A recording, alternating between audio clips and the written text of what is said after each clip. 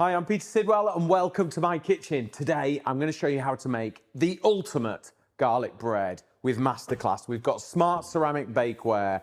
I use this baking tin all the time. I'm going to show you the most delicious garlic bread. And it all starts with one of these. We all get these in the supermarket, don't we? These are perfect for the most epic garlic bread. So let's get the butter done first. Now, I have got measuring jug there. Let's take our butter, okay?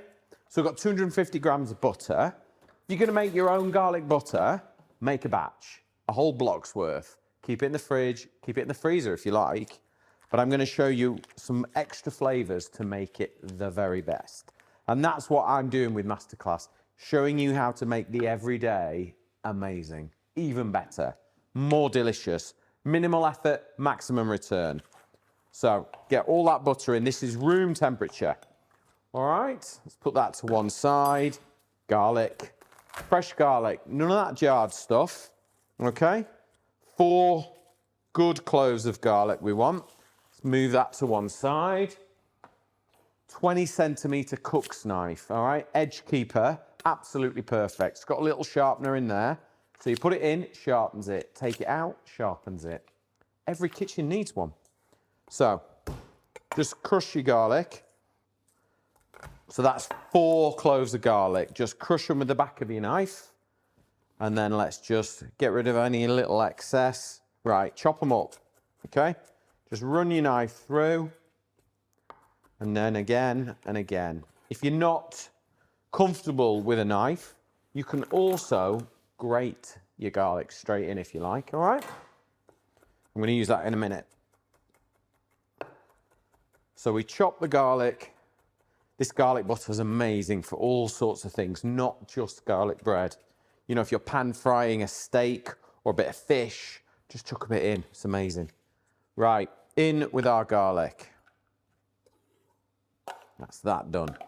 Now, lemon zest. I think this works incredibly well. Not too much, because it's not lemon and garlic butter, but we're just gonna add a little bit of fragrance. So like literally, can you see that? I've just turned that around. That's enough. Okay. Now, capers, acidity. Butter is rich. Garlic butter, rich, okay? So let's try and balance that out with some acidity. And little mini capers, they're pickled. So they're gonna cut through the butter really nice. Again, just take your knife. If you really like capers, just chuck them in as they are. If you're not sure, chop them up. I like to chop them a little bit because my kids think they don't like them, but actually they do. Okay, so that's enough. In to our butter. Now, let's talk herbs. Tarragon, it's a lovely herb, but you need to be quite careful with it. If you put too much in, it becomes the most dominant flavor in there. So I'm just going to go for like a tablespoon, and I'm using fresh today. If you can't get fresh, use dried, absolutely no problem on the tarragon. Just use half of what you would use on fresh. So I've got a tablespoon of fresh, so you would use a teaspoon of dried if that's what you're using. Okay, so dried tarragon is okay. Fresh parsley, don't use dried parsley, okay? If you're gonna make epic garlic butter, use fresh.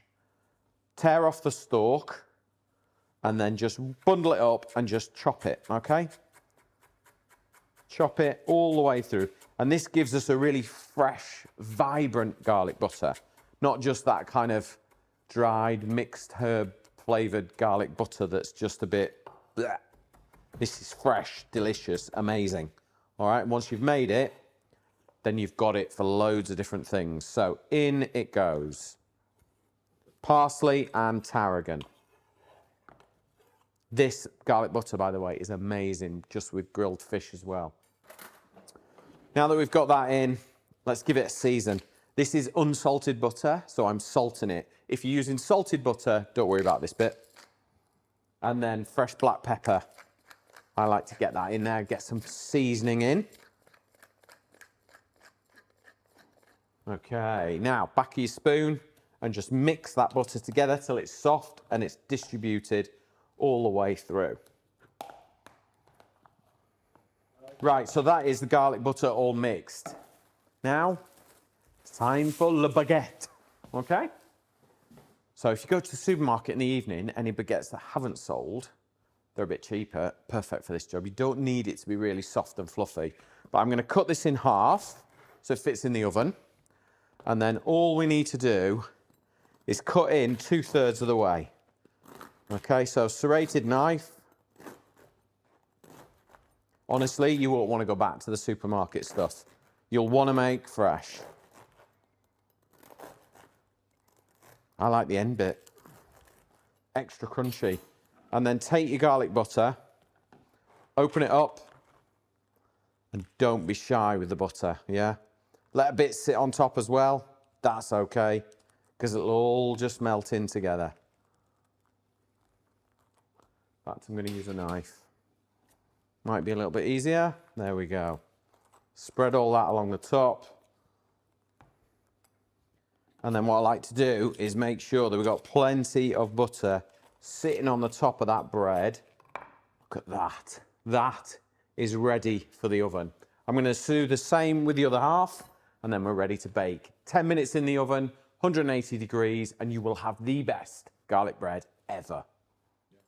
Both my garlic breads are ready. We're on our smart ceramic MasterClass bakeware tray. It's got these little dimples so air gets underneath. So it's not going to be soggy underneath. It's just going to crisp up beautifully. Right. Our garlic bread is ready. The kitchen smells absolutely amazing, but look at that. That just kicks supermarket shop bought garlic bread. So I'm just going to lift that off and look, it's baked perfectly, because we've used this MasterClass Smart Ceramic baking tray. But never mind baking trays, let's try some of this lovely garlic bread. Look at that. Look at that. That's gonna...